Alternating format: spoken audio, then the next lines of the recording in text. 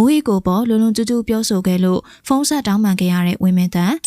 အခုလက်တလောအွန်လိုင်းပေါ်မှာမင်းသမီးမိုးဟိကိုနဲ့ social influencer တို့ဖြစ်တဲ့ဝင်းမင်းတန်တို့ရဲ့ပွဲကအတော့ကိုမှပွဲစုနေခဲ့တာပါမိုးဟိကိုနဲ့ဝင်းမင်းတန်တို့ကဘယ်လာကကျင်းပတဲ့ပွဲတစ်ခုမှာအင်တာဗျူးအတူတူဖြေဆိုခဲ့တာဖြစ်ပြီးတော့ဝင်းမင်းတန်ဘက်ကနေမိုးဟိကိုစီးပေါက်နေကြော်လွန်ပြောဆိုတာတွေရှိခဲ့တာဖြစ်ပါတယ်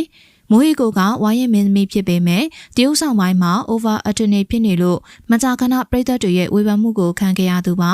ဒါပေမဲ့မိုးဟီကိုကအလှပပိုင်းမှာတော့အတော့ကိုမှလှပတဲ့မင်းသမီးတစ်ယောက်ဖြစ်ပြည်သက်တွေတိုင်းကလက်ခံထားကြတာဖြစ်ပါတယ်မိုးဟီကိုကခန္ဓာကိုယ်အချိုးစားကားစရုပ်ရည်ပိုင်းဆိုင်ရာထိပြည့်ပြည့်စုံတဲ့အလှတွေကိုပိုင်ဆိုင်ထားတဲ့လူတော်မှတင်စားတတ်ကြတာလည်းဖြစ်ပါတယ်မြန်မာနိုင်ငံရဲ့အလားဆုံးမင်းသမီးစင်းထဲမှာတော့မိုးဟီကိုထည့်သွင်းလက်ခံပေးထားတာကြောင့်ဝင်းမင်းတန်းရဲ့စီးမရှိတဲ့စကားတွေပေါ်ပြည်သက်တွေကဝေဖန်လာကြတာပဲဖြစ်ပါတယ်။ဝင်းမင်းတန်းကမိုးဟီကိုလှပနေတာကကျမ်းမာရေးနဲ့ညီညွတ်စွာအစားအသောက်ရွေးချယ်စားသုံးရပြီးကျင်းစောတာတွေနဲ့တခြားအလှပရေးရာဆောင်ရှောက်မှုတွေလှုပ်ဆောင်လို့လှပနေတာလို့ပြောလာခဲ့တာပါ။ဒါပေမဲ့သူ့အနေနဲ့ကတော့ဘလို့အလှပဆိုင်ရာလှုပ်ရှားမှုကိုမှမလှုပ်ဆောင်မဲနဲ့အစားအသောက်မှလည်းကျမ်းမာရေးမကောင်းလို့မိုးဟီကိုလိုရွေးမစားသုံးနိုင်ကြောင်းတွေပြောပြီးမိုးဟီကိုရဲ့အလားကိုမတိမတ်တာတိုက်ခိုက်တယ်လို့တွေပြောဆိုခဲ့တာဖြစ်ပါတယ်။ဝင်းမင်းတန်းကမိုးဟီကိုနဲ့တက်တူရွယ်သူဖြစ်ပေမဲ့ကျမ်းမာရေးမကောင်းလို့မလှနိုင်တော့ကြောင်းမိုးဟီကိုလိုအလားပလိုက်စားရင်သူလဲလှနိုင်ကြောင်းနဲ့မလှလဲလက်ရှိအခြေအနေအသက်ရွယ်နဲ့လိုက်ဖက်တဲ့အလားမျိုးကိုပိုင်ဆိုင်ထားလို့ကျင့်တတ်ကြောင်းစားသက်ဖြင့်မိုးဟီကိုရဲ့အလားပပေါ်စီးမရှိတဲ့စကားတွေကိုပြောလာခဲ့တာပါ။ဒီစကားတွေကိုလည်းဝင်းမင်းတန်းကအင်တာဗျူးမှာသူ့ဘယ်သူမှမေးမြန်းခြင်းမရှိဘဲဖြေဆိုခဲ့တာဖြစ်ပြီးမိုးဟီကိုရဲ့အလှပထိမ့်သိမ့်တဲ့အကြောင်းပြောနေရင်ကနေစကားဖြတ်ပြောဆိုလာခဲ့တာဖြစ်ပါတယ်။ဒါကြောင့်ဝင်းမင်းတန်းနဲ့မိုးဟီကိုရဲ့အင်တာဗျူးက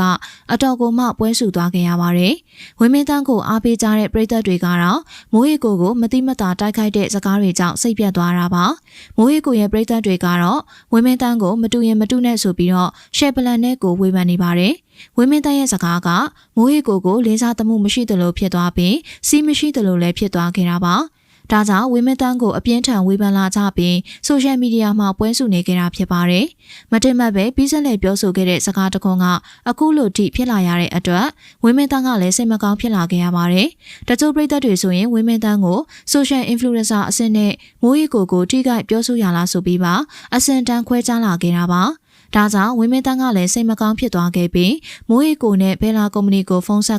ကတောင်းပန်စကားပြောကြားခဲ့တာဖြစ်ပါတယ်။တကယ်တော့ဝင်းမင်းတန်းကကျမ်းမာရေးမကောင်းသူဖြစ်တာကြောင့်ပျော်ပျော်နေပြီးတော့သူ့ရဲ့စိတ်ပင်ပန်းမှုတွေကိုဖြေဖြောင်းနေရတဲ့သူပ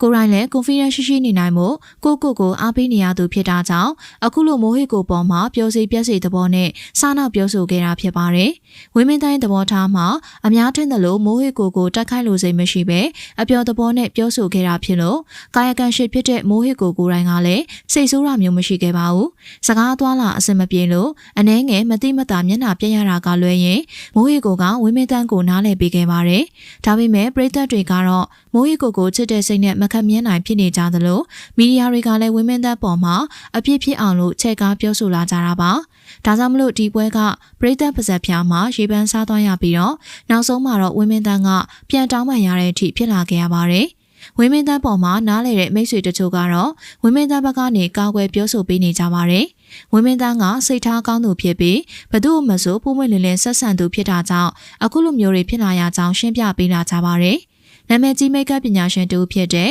မိတ်ကပ်မထက်ကလည်းဝင်းမင်းတန်းဘက်ကကာကွယ်ပြောဆိုပေးခဲ့တာပါ။ဝင်းမင်းတန်းကအပြောဆိုအပွင့်လင်းလွန်ပြီးတော့အပြောမတက်တာကလွဲရင်စရင်ကောင်းသူဖြစ်တာကြောင့်နားလည်ပေးကြဖို့ post တင်ပြီးတော့ရှင်းပြပေးလာခဲ့ပါတယ်။ဒီလိုမျိုးဝင်းမင်းတန်းကိုယ်တိုင်ကတောင်းပန်တယ်လို့အာမခံပြောဆိုပေးသူတွေလည်းရှိတာကြောင့်ပရိသတ်တချို့ကတော့ဝင်းမင်းတန်းကိုနားလည်ပေးလာကြပါတယ်။အရင်ကတည်းကကိုယုံကြည်မှုရှိတဲ့အမျိုးသမီးဖြစ်တာကြောင့်ဝင်းမင်းတန်းကလည်းလှပသူအဖြစ်ချီးကျူးပြောဆိုလာကြတာပါ။ဝင်းမင်းတန်းပေါ်မကျင်တဲ့သူတွေရှိနေသေးပေမဲ့အမားကိုတောင်းပန်တတ်တဲ့စိတ်ထားကိုတော့လေးစားနေကြတာဖြစ်ပါတယ်။အမားကိုအမားမှန်ဝင်မခံတတ်ပဲမတောင်းပန်သူတွေလည်းရှိတာကြောင့်ဝင်းမင်းတန်းကတော့အဲ့ဒီလိုလူတွေထက်သားတယ်လို့ယူဆနေခဲ့ကြပါတယ်။ဒါပေမဲ့တချို့ကတော့ဝင်းမင်းတန်းကအစာကလေးကမိုးဟီကိုပေါ်မှာလေးစားမှုရှိတဲ့နယ်လို့ယူဆပြီးအပြစ်တင်နေကြသေးတာပဲဖြစ်ပါတယ်။ဒါအပြင်မိုးဟီကိုနဲ့တက်တူရွယ်သူဆိုပြီးပြောဆိုခံခဲ့တာကိုလည်းလက်မခံခြင်းဖြစ်နေကြတာပါ။ တကယ်ဆိုရင်မိုးဟစ်ကိုကနှစ်အနည်းငယ်ပိုငယ်တယ်လို့ထင်မြင်ကြတာကြောင့်